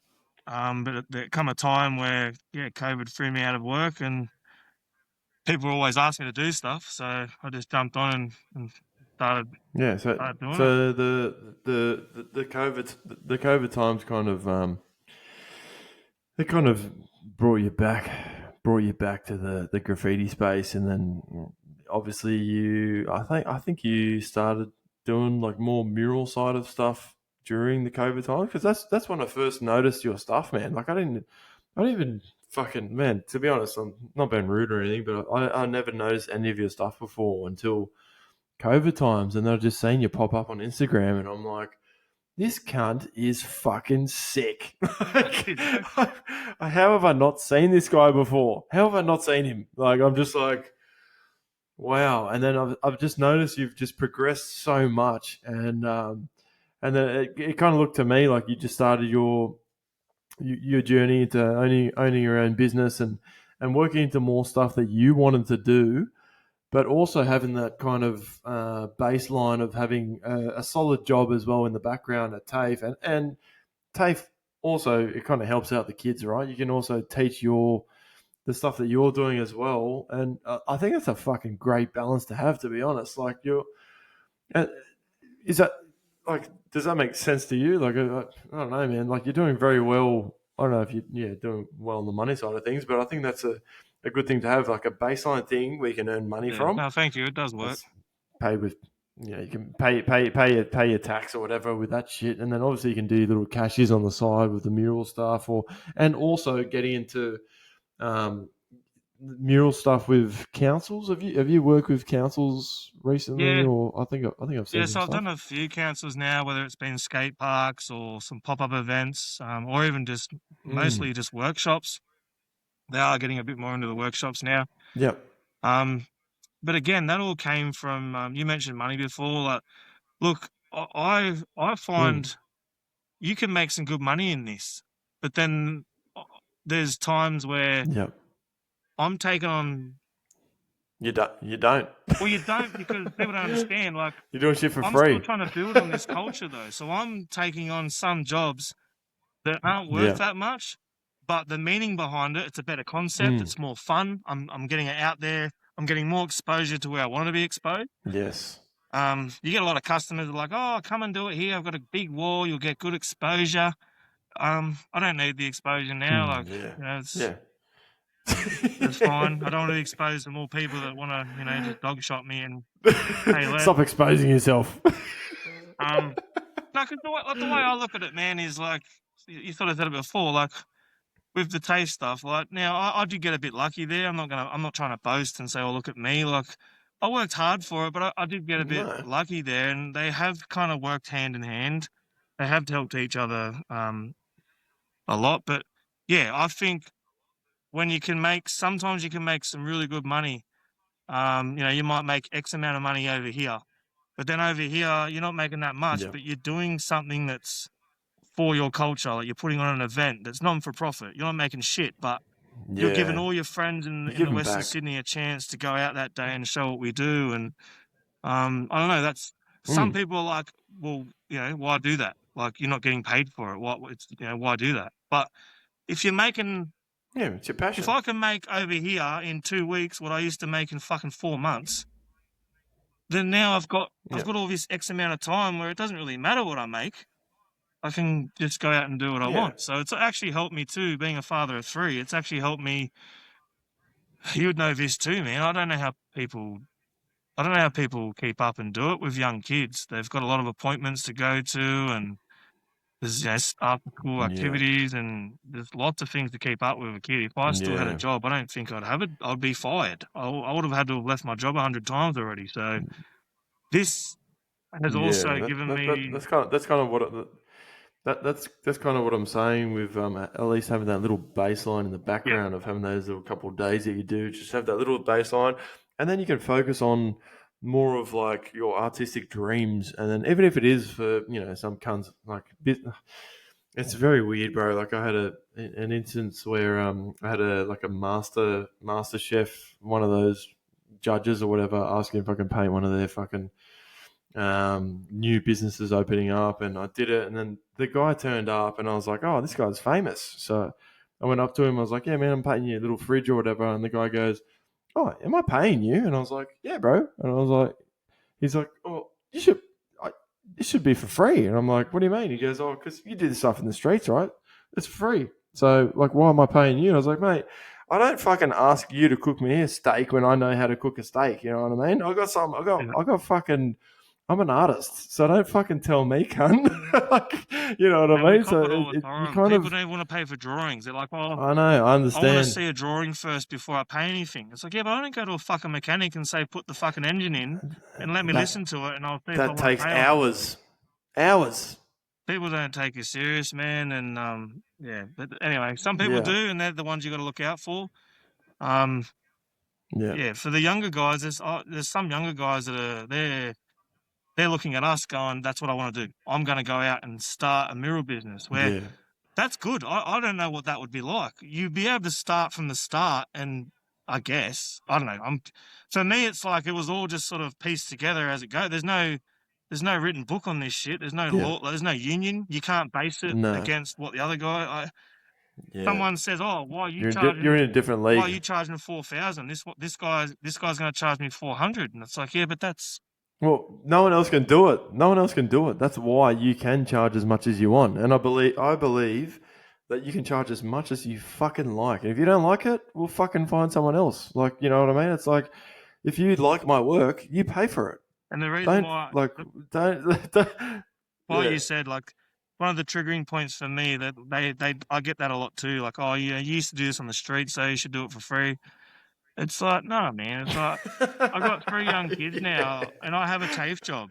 I don't need to be here. I want to. Yeah. I'd rather just hang out with my kids for the day or go paint something that I want to paint. So Yeah. you just got to remember where you come from, man. Like for me, it's like you 15, 20 years ago, you are the same people that were telling me, fucking, you're a loser. Grow up, get a job, stop wasting taxpayers' money. Like, you're a Yeah. grub. Fuck this, fuck that. Like, and now they're like, Yeah. oh, that's amazing. You're so talented. Can you come do it tomorrow? Can you do it for $20? I hate hearing that, man. I'm not talented, eh? I've fucking learnt this shit. I've self-taught this shit for fucking ages. Yeah. The only talent that we all get. You think it's so easy to do? You fucking do it yourself. Well, let's see what happens there, mate. You know what I mean? it. It's like you want this stuff in your house, your kids' bedrooms. Oh, can you come and paint my kid's bedroom? And then you give them a quote, and they're like, "Fuck, that's a little bit too much." And you're like, "Well, fuck, what are you gonna do? Go print it out." I feel like I charge. Go get some wallpaper. Okay, you just stumbled on a good point. I feel like I charge pretty fair. But sometimes you can't even get the same price. And you probably undercharge yourself a lot, to be honest. Sometimes you can't even get the same price as a house painter, though. And you're like, what the fuck? Yeah, you that's go what to I mean. TAFE and learn that. This is all self-taught, and he's a. Yeah. You can't do this shit. Like, I've done both, man, and that one experience with that MasterChef fuckwit, it fully put me off doing the whole mural thing, man. That was the one thing that just really fucking pissed me off, bro. I ended up just doing the wrong thing for him, and just went, you know what, fuck you, and he paid me, but I was just like, he kept asking me, oh, can you fix this thing? And I was like, no, fuck off, I just blocked his email or whatever, but. That's why it's very tough, the space you're in, and same as Riots and same as Sam Absurd, all the people that are into the mural kind of space. I feel it really pisses me off when people say, oh, you just do this stuff on the street, it's worth nothing, and you're like, man, I've done this for 25 years. How the fuck can you tell me that, like, what have you done for 25 years? You worked in a fucking office building?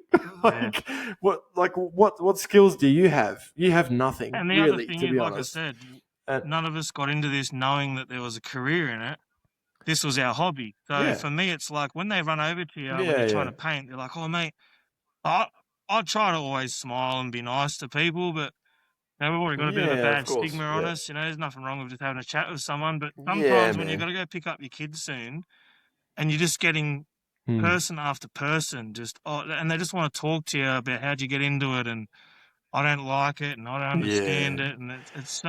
Ah, I don't know. it's hard to explain to people that have no idea about the scene, man. It's like, I've fucking rambled on about this shit before, but it's like, someone sees a tag on a wall and they're like, oh, some fucking 13-year-old kid's done this. And you're like, no, man, it's like a 40-year-old man that is grown up and has mastered this tag. And you're just seeing it as like just a tag, but you don't understand the letter structure in it and how long it's taken to get that perfect letter structure in the tag. And then you like the colorful stuff. Yeah, that's cool. But everyone started in the tagging space. So if you get rid of those tagging, like if you get rid of the young kids doing their tags, they're not going to evolve into the people like you or a lot of people I know. You know what I mean? Like the governments hate it too. They hate the tagging, but yeah, you can't have Yeah. these beautiful spaces without the tagging. Sorry, fuck, I'm just caught fucking fly in my throat or some shit. But um, you need you need to have the fucking tags first. That's where it all starts from. So don't come to me with this bullshit about, oh, I like the fucking colorful stuff, but I don't like the tags. Like it's bullshit. But um, I'm going off on a rant No, here. you're But right. But no, I totally I think, agree with that. But yeah, one thing I'll just quickly it add is, just I pisses don't me know if you've off. noticed, but with my mural work, that's what I try to do now.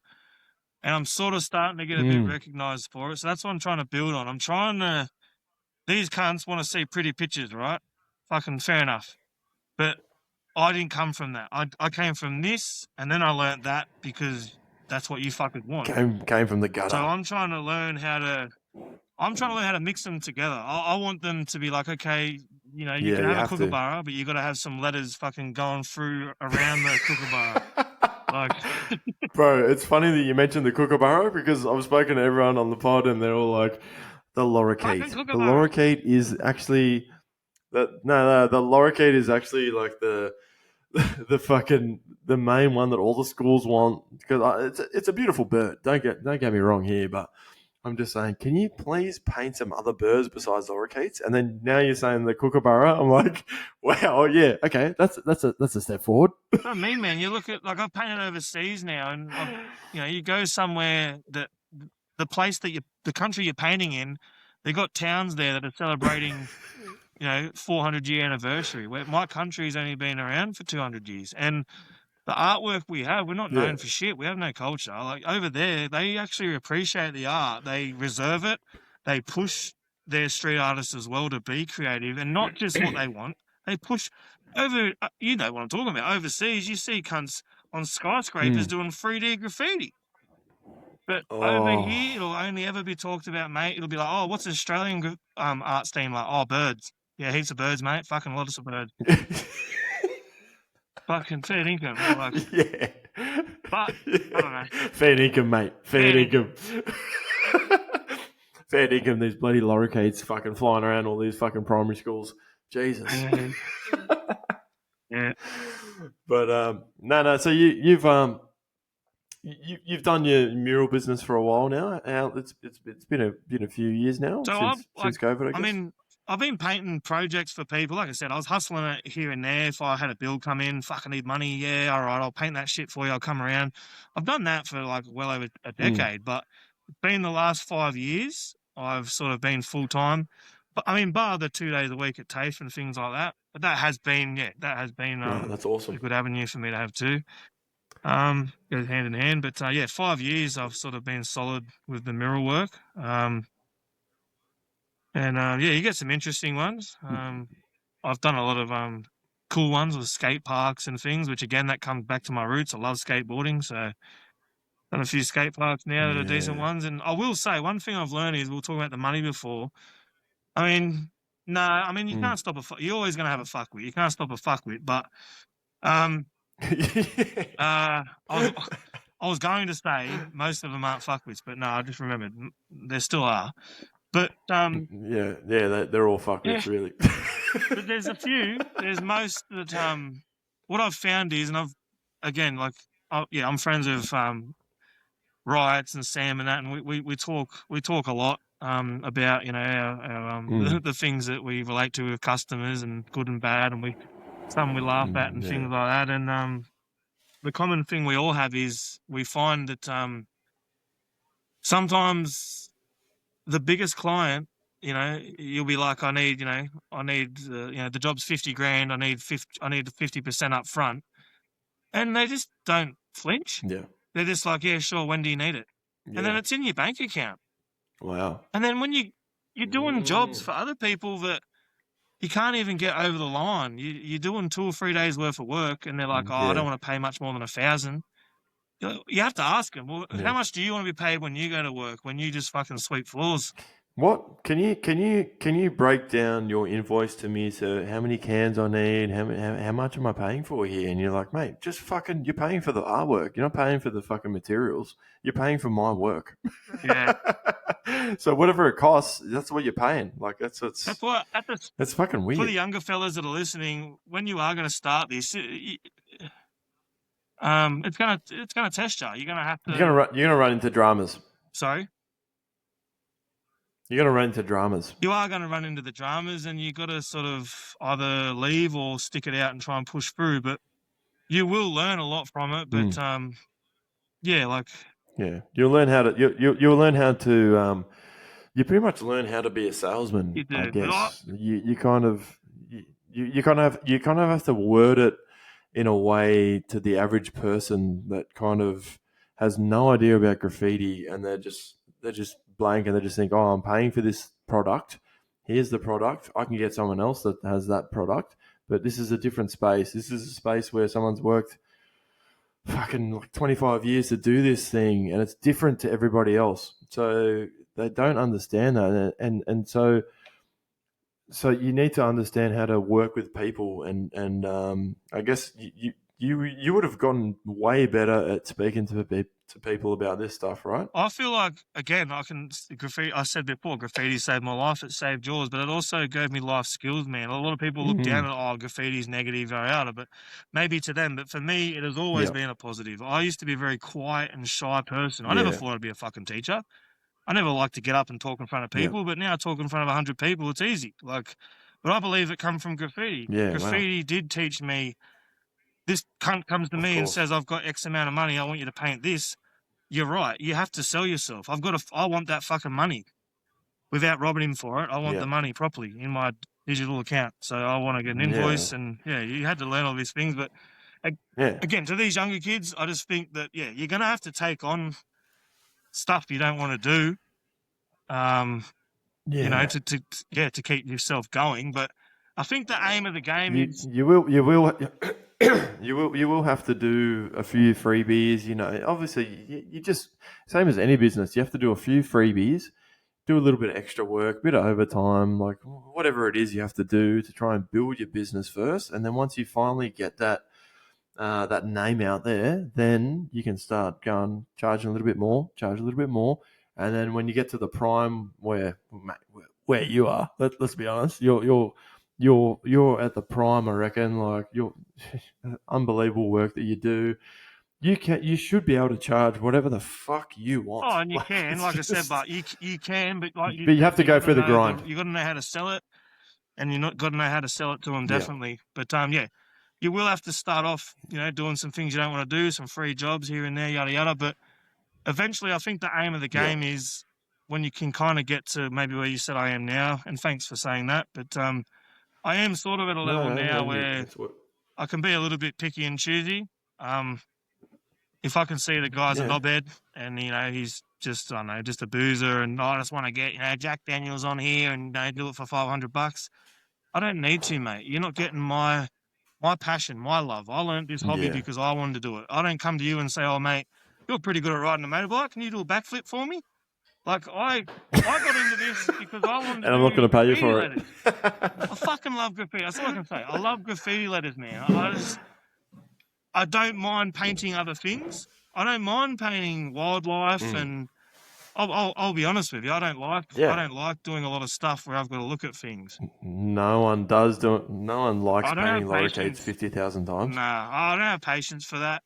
I can do it if the price is right. I'll do it, and I impress myself sometimes. I can do it, but if it's not there and someone just Yeah. wants their cat with a flower next to it, and I just don't really, I'm busy, I don't really care. I don't have to now, but sometimes you will have to Yeah. take on things you don't want to do. But now I certainly try and just take on projects that are a bit more um, up my alley, meaning they're more into like the graphic side of things. A lot of the bigger projects I try to do. So like when you go to a street art festival or something, you can go there and rock a piece for sure, but like you will get a little bit more recognition if you try and introduce something to it. So I've tried to introduce other elements. Again, being from signage, I love fonts. So you've probably seen a lot of my pieces. Yeah. Sometimes I just get lazy and think, I can't figure out how to do an M today. I'm just going to do a sign written M, like it is a font, and just put a bevel edge and a bit of Yeah. I Yeah. don't There's know. nothing wrong with that. But yeah, I never expected to get paid for that. But it's gotten to a point now where, I don't know, if you sell it right and you do it the right way, people do like it and can admire it. So I think it's got to go that way. It's got to be more outside the box. Like street art, man, some of these artists are so talented at what they do. They can get it picture perfect, but Oh yeah. I'm impressed by it. But the creative side of it, I feel, isn't there. You won't see me doing it as good as them, so hats off to them. But again, like I said, I don't know. It feels like, I don't know, if you want to look at a scenery, go look at a scenery. Like, I don't know. I like graffiti because I can see where it's come from their head. I can see how this works, and they've linked that into that. And it amazes me that someone's imagination, rather than looking and copying, so to speak. But Yeah. For sure. some of my mates, like Paul, for instance, he's writes. He's got the gift of both. Like he's phenomenal at doing his realism work, right? But you also can walk up to him and say, "Oh, we're going to move this now and cut this down here. What do you think?" And he'll just say, "Oh, this can move here, and I'll do a head come out of here." Like he can see Yeah. what has to happen. Some of these, I went to meeting styles recently overseas, and it just felt like it was not that I disagree with a doodle grid. I think it's a good tool, especially if you're doing it for work and time's money. But it felt like a lot of people were stuck on doodle grid. They had to have it. If you didn't have that there, they didn't have much of a creative side. So again, it's not a bad thing. I encourage anyone to have a crack, have a paint. But I definitely think you're going to be in a good spot. You've got a good advantage if you sort of have that brain where you can think outside the box a bit. And going back to Rubik's, you mentioned before, he goes off tap with his extra little characters and little drawings. I really think he's someone as well that has good letter structure, but he can think outside the box, and he can elaborate a lot more with character stuff as well. Yeah, I think getting into people that have they can do pieces and also do characters as well. That's a fucking gem right Pretty there, cool, bro. Like yeah. it's just I can't do fucking characters to save my life. I've done a couple ones from fucking Nickelodeon or whatever, but it's just like I see people like yourself and Paul as well doing these crazy characters, and then also seeing them do burner pieces too. It's like you've, in my opinion, that's a burner. Like I can't, you know what I mean? I can only do pieces, so it's just What you guys do is fucking unbelievable. Oh, thank you. One thing I've just remembered, you mentioned earlier. No, fuck it, I've forgotten it. You're gonna have to cut that out. Sorry, bro. It's all right. We all have these problems. It's all good. We might mate. We're getting pretty. Well, we've done about an hour and a half. We're getting into it, but I might just ask you a couple more questions before we end this thing, eh? We've made it this far. Well, how'd you get into like the Instagram, and like how'd you build that? Obviously during the COVID times, you started to pop off a lot. Yeah, so that was another thing I didn't Did really you sort of... know? Did you know someone that could teach you kind of the Instagram ins and outs, or did you learn that by yourself? No, that was all sort of self-taught as well. I didn't really Wow. know. The That was another thing I was a bit late on. I think I would have had Facebook first, like everyone else, but eventually I just got over that as Yeah. well and just realised, it's more about showing, I don't know, airing out your personal shit. I don't really care for that. But Yeah. now trying to be a legal graffiti artist, I guess, um, it was a good platform having Instagram because it was all picture based. Oh yeah. So I just jumped on that, and for a number of years, it was pretty quiet. I'd post like once a month. um, I didn't paint a lot as much as I do now back then. But yeah, you're But then you right. It finally would. realize that Instagram, like kind of helped your business. There might have been like one post or something that just took off, and you're like, "Fuck, I'm getting a lot more followers now. Maybe this is something I can bring into my business or something like that." It's usually the stuff that you're not really that carefree on, I guess. Like you can spend, X Mm. amount of hours on a wall. I mean, Paul and myself have worked on walls together that, we think this is going to be awesome. It's the best thing we've ever done. And I mean, that's still enough to drive us to do a good mural, which is great. But, you, And nothing you comes just from it. get your local thumbs up. But, then you go and do like just a Yep. quick little, 7-second video with just raw footage, no video, no hashtags. And all of a sudden it takes off. Yep. And yeah, like fucking gets like 600 It's and weird. 600 and something thousand likes. It's just, I don't know, it's weird how Yeah. the Instagram works. I don't understand it if that's what you're asking. I have No, I don't think anyone to say does, I've to be honest. self-taught. I Like, don't know what yeah, I fucking like taught myself. I've just tried. well, mate, I haven't even started Instagram. I have started a page on it, but I just have no idea how to work this thing. So I need someone else to help me out do this shit because I'm a technological retard. So it's yeah, it's something I got to get into too, man. Like it's yeah, what you've done at the moment with your page is it's pretty impressive, man. Like I love all your fucking reels or anything you do on Instagram. I'm like, you must be paying some cunt to do this shit because it's fucking pretty sick. So it's just all self taught, right? Yeah, and especially the art, man. Well done. Like you Well said, I done. didn't have a lot of I had influences when I was younger, but yeah, I didn't get a lot of support. You mentioned it before. It's pretty hard back in the day to get a look in unless you had an older brother. Like Yeah. eventually that's how I met writers because I was meeting friends that were in the graph as well, and then they had older brothers that were in the crews and yada yada, and they didn't want Yeah. much to do with you either until you started sort of showing that you could paint. Then everyone wants to sort of be your best friend, and I don't know, just You get that respect. yeah, Yeah. All right. Well, man, we're getting pretty close to the end of it here. I might just ask you a couple more questions before we yeah, all end right. this. What's your future plans with obviously your business and TAFE and all the rest of it? Um, there was a plan. It still might be in the make, but um, there was a plan to sort of come up with sort of some projects involving TAFE. So Yep. not saying that I wanted to start I don't really want to particularly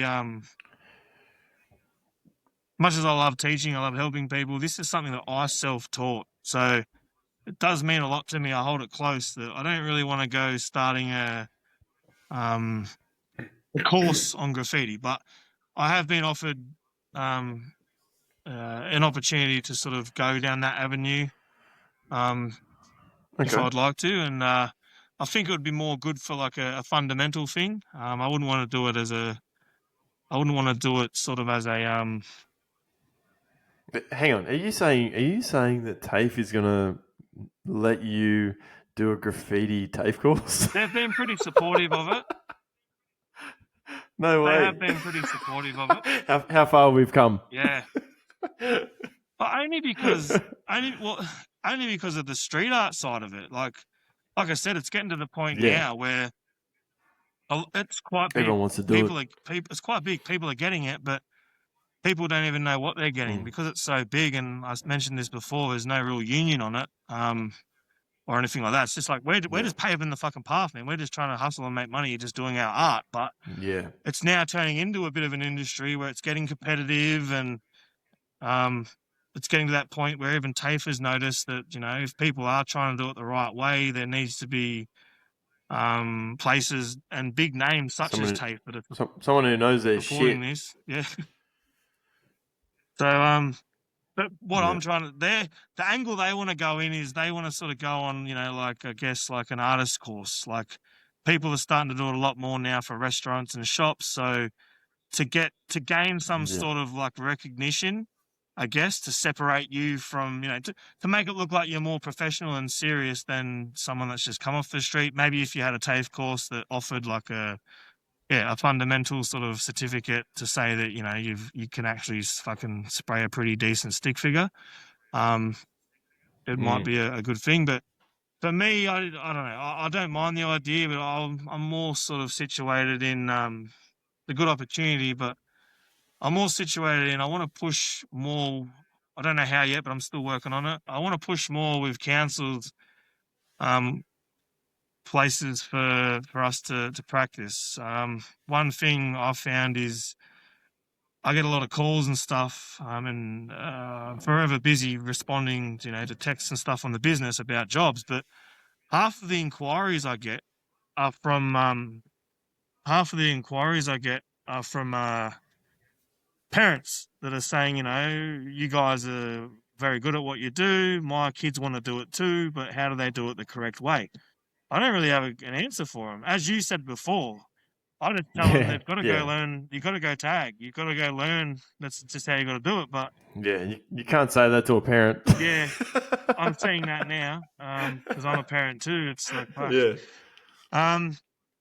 So, and I guess, you know, Paul, myself, Sam, we do work for councils, and the funny thing is, we still go to our practice spots, and you might see a council vehicle there, and you're like, oh shit, no, we can't go in there today. Fucking fucked up. Like, they want to pay for our services, but then we also don't know where we're meant to practice safely. So they're stopping you from doing it. Man, if I want to go fuck up someone's shit or disrespect someone's property, I know who I'm going to. I've got enemies, but fucking give us some fucking legal walls, you dogs. Give us some legal walls so we can try this shit on. Stop fucking knocking them down, you cunts. Listen, this is another good point, Buck. Being a parent too, like, I've been at places, you know, Blacktown, for instance, you know, some tunnels there, painting under the train bridge. And, man, I've seen some fucking, you know, I've got some stories, man. There's some fucking funny characters lurking about, and you know, you come across syringes all the time. But, I mean, I'm old enough to fucking know this shit. But you see young kids down there, man, 10 years old, riding bikes, and they're like, oh, we love what you do. We come down here all the time and check it out. So, like, that's good. I'm glad that they like it, but look where they have to go. I don't want my kid going around fucking drains just because they want to look at some, you know, where there's syringes and shit, just because they want to look at some art. Yeah. I just think if the government can make... You shouldn't have to. If the government can make fucking, you know, drug users, you know, areas, and I prefer to call them that. I don't like calling people junkies. We've all had fucking... You don't know someone's walk of life, man. It's fucking hard. And yeah, of course. I'm just saying, for whatever reason, the government gives them a room that they can safely do it. Like, why it's so bad that we have a place that we can be creative, man? At the end of the day, that's all we're trying to do. And a lot of these people, a lot of these kids, man, that are, like I said, some of them are quite talented.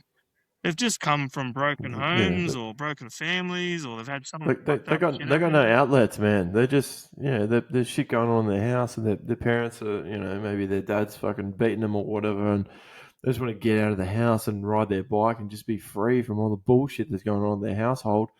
Man, just give the kids some fucking opportunities, man. Like, it's fucking devastating that the councils are now like, yeah, well, like all the legal walls that I used to paint back in the day, they've all been knocked down. Yeah. And now it's just, you got nowhere to do shit. You got nowhere to be free. Like, you need somewhere to, like, you've got good skate parks now. Skate parks are pretty hectic these days, but we never had like some good skate parks back in the day. There was a couple, but not much. But now it's getting better that way. But in the graffiti space, all the legal walls are gone. It's pretty bad, man. But A dream of That's mine, I just don't know if I weird, can man. make Like it the happen, council. but you kind of did ask me what the plan was. A Yeah, dream of mine would be to make a yeah. graffiti park.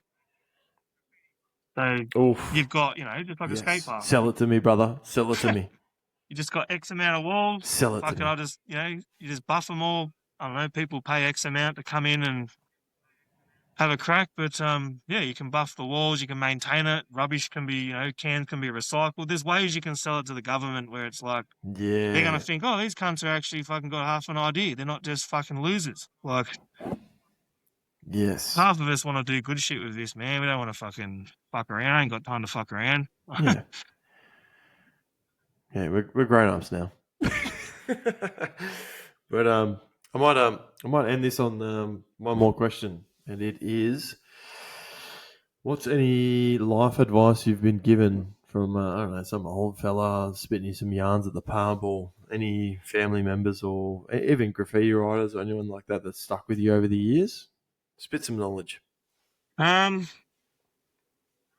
One bit of advice I was told was, happy wife, happy life. From an old fella. I think he was wrong. I think that's a crock of shit. No, I have a lot of respect for women. I certainly It think is wrong. if you're with a It partner, is wrong, mate. You have to be happy yourself. yeah, that's it. I certainly think, look after him and be a good partner. But I mean, at the end of the day, some Yeah. people, you can try your hardest and you just feel like, It doesn't work. you lose yourself and you're the one that's not happy. So, I'd say that's not good advice. Yeah, that's true. One thing I don't even know where the fuck I read it from, but one thing I love is I heard this term. So you don't see bees wasting their time trying to tell flies that honey's better than shit. I think that's pretty good. I've heard this before. I think that's pretty good. Yeah, that's great. That's great advice. I love it. I think it is because the amount of times I've had to try and explain something but I don't understand it. Why do you do it? I don't know why you go play golf on Sundays, but I don't fucking make you feel shit about it. Like, yeah, exactly. and if I sit here and try and explain it to you, you still walk off going, oh, like, I don't know, whatever. It is what it is. I ain't going to waste my time. Yeah. I know that graffiti's honey and it fucking tastes good. You can stay with your shit. Oh, it's delicious. Oh, yes.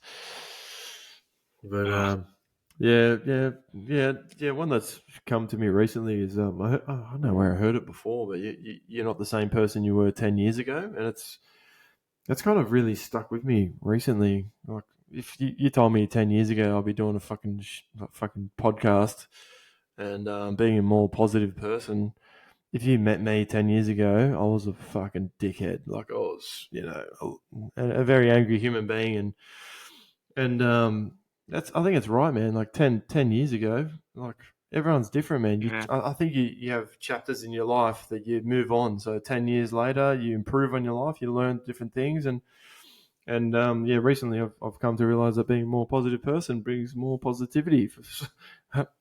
It's Certainly, man. Surprise. I really think certain things happen, for the wrong reasons or right reasons, but I don't know. There is a plan in fact somewhere. I believe it shapes who you are. Myself and my ex-partner, we lost a child as well together, and I felt like that was heavy. That was huge. At the time, you can't make sense of it, but again, having graffiti there, definitely as a backup for myself. I'm trying to make sure she's okay and support her in this time, but trying to look after yourself too. Yeah. I don't know. Yeah.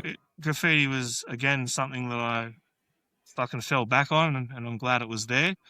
But these are also reasons now that I can't really explain when people say, "Oh, well, how have you done this and how have you done this?" But I guess these are just the things. I haven't always picked the stepping stones I've taken.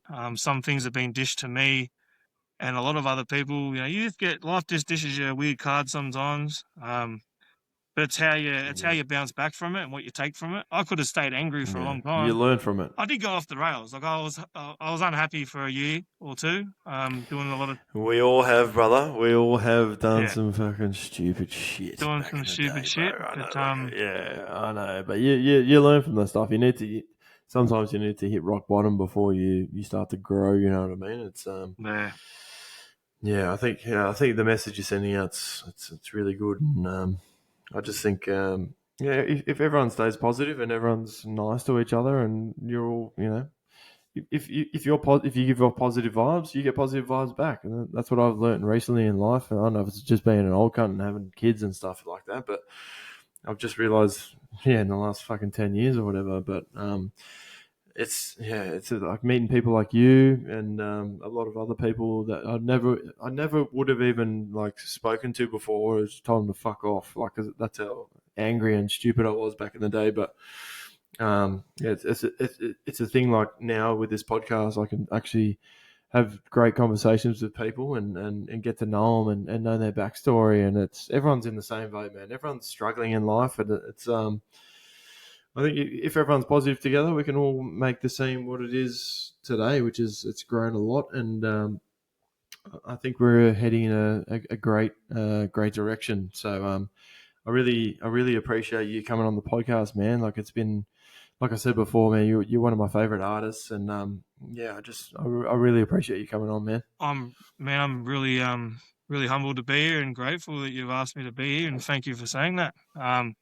I respect what you're doing too. I think, as you said, I think as a team, we've got a lot to offer Mm. out here, Sydney and Western Sydney, but we need to, Yeah.